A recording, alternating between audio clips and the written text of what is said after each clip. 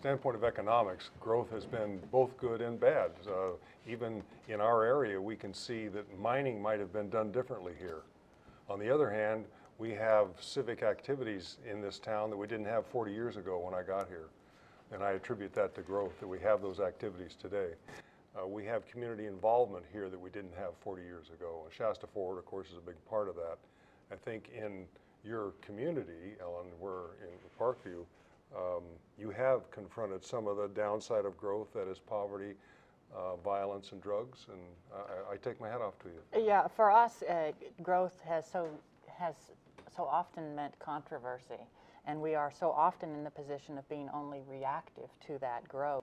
And our hope is that something like Shasta Forward could move us, not only our small neighborhood, but a larger community into a mode of being more proactive, in which people are saying, well, these are the kinds of things we want for our neighborhood, for our community, and providing that input before the shovel blade is in the ground, so to speak. I've had the opportunity of traveling around the state and seeing different visioning long-term planning projects take place, and I'll tell you, driving into Redding and seeing the beautiful snow-capped mountains and the pristine environment, an area like San Jose or Sacramento would be hard-pressed to find an area that is so pristine and beautiful, and if they could roll back the clock, they probably would. Actually, Seth, it's people like you that have actually given us a lot of our growth problem, is people coming up from the Bay Area and seeking that great outdoor space, that great unfettered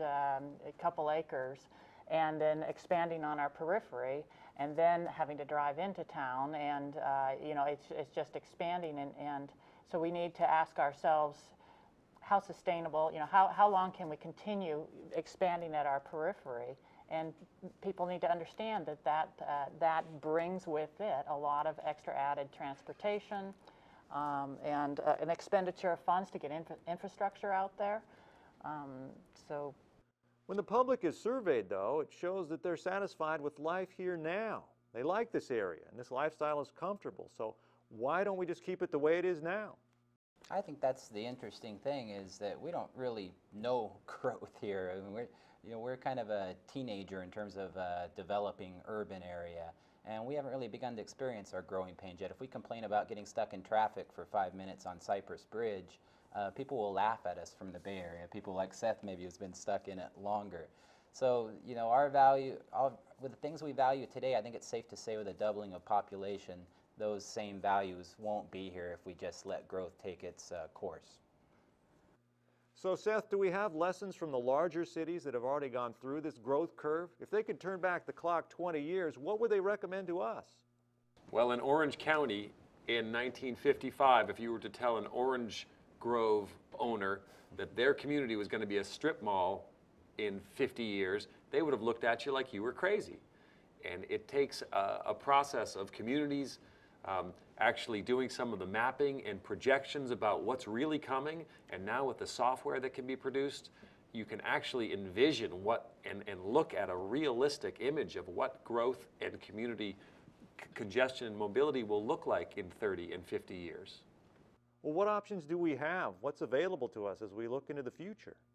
From a federal point of view, the planning that you can, transportation planning now not only is oriented around putting goods and business and people in the same place, it's directing the process so that the communities are involved, and federal and state dollars are now being invested into projects like Shasta Forward to engage communities in the planning of the future.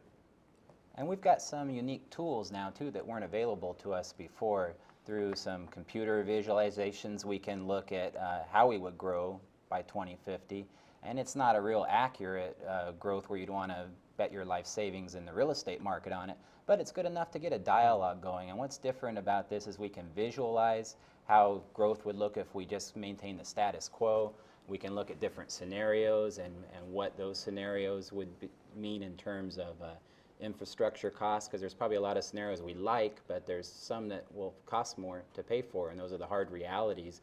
Unless we look at those questions realistically, I don't think that we're going to be able to to make the hard decisions we need to and grow in a way that reflects community values. I'd like to add to that I think people could learn from just watching what's happening in our neighborhood, that through the involvement of our formerly disenfranchised neighbors, we're able to sort of set some paths, new paths for our particular neighborhood. Well, can that be replicated on a larger scale than just a neighborhood? I should hope so. How does an entire region go about gaining consensus on what to do about it? Well, I think that's the real trick, and I'd like to hear Seth chime in on this, but really, I can't go in and do a regional plan that reflects community values as a staff person alone. I can even go to the elected officials, and we can't do it alone. Really, what we need is the community to come in, and we need a big cross-section of the community to really know the true community desires and what their values are. No one can presuppose what they are.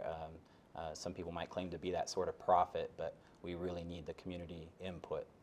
I've seen in places like Sacramento, where a community value is to get your children to school safely, routes and bike routes put in as part of general plans and part of long-range planning efforts that were not there ahead of time. I've also seen in areas like San Jose and Gilroy, which we were just talking about, the congestion getting worse and worse without any of this long-range planning. So it can go both ways, and I think here in Reading there's this opportunity in the greater Shasta area, an opportunity to get ahead of the curve and do some of that, make those hard decisions now rather than have to pay for bigger, more expensive infrastructure down the road. What makes some cities so successful in dealing with this while others seem to languish when they grow? Well, from an economics perspective, it's the kinds of goods and or services that they provide to their area. And for us, that means the retail services that we provide here, the government services we provide, medical and legal services, educational services that Shasta County and the 3 cities that exist here, the hub services that we provide for the surrounding area are key to our success. There's also obviously transportation benefits to our area. That is, we have a state highway 299 intersecting I-5. We've got Highway 44 going to Lassen. We have a railroad. We have airports. And couple that with long-term planning, and I think you've got the answer to why some cities do well and some don't. In our area, the 3 city governments and the county government are all good examples of long-term planning, and the Shasta Forward is going to have a significant role in prompting that as well. Let me understand. Through Shasta Forward, folks can visualize what the future is going to look like based on current trends, policies, and practices. How does the new technology make this different from other processes? Well, I think it makes us just more aware of the implications. I think we can say it all we want, we can put it in financial tables, but these visualization techniques are really helpful for people to understand it in a way that we can get it across through the website and newsletters and so on. And I think it's just easier to grasp. We can say a lot of different things, but the more people can actually visualize it, then I think it's easier. The other change, and maybe Parker, you have a comment about this, is the way our economy works these days is not within a city boundary or within a jurisdiction. We're at a regional scale now, where you have folks commuting from across different county lines, and you have pollution traveling from one area to the other. And if we don't start looking at things from a regional perspective, we're probably not going to be able to get ahead of the curve ever on this stuff.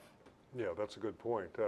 If you take a look at air pollution in our area, it's sort of like being in a canoe and you say, well, your end of the canoe is sinking because someone else is not polluted. We're in a much more regional pollution vein, you might say, than we used to be 40 years ago. The other thing about government trying to help us out of these roles, like Shasta Forward, is providing us this avenue, this venue for people to get involved in these kinds of planning issues. And I've observed around the state, while Dan and some of the transportation planners are the vehicle, it's citizens groups, it's private sector business folks. When those folks start to get to the table and direct where these transportation dollars are going to be spent and how we want to look in the future, that's when I think we start to make some progress about some real delineation of where we want to be and how we're going to address some challenges.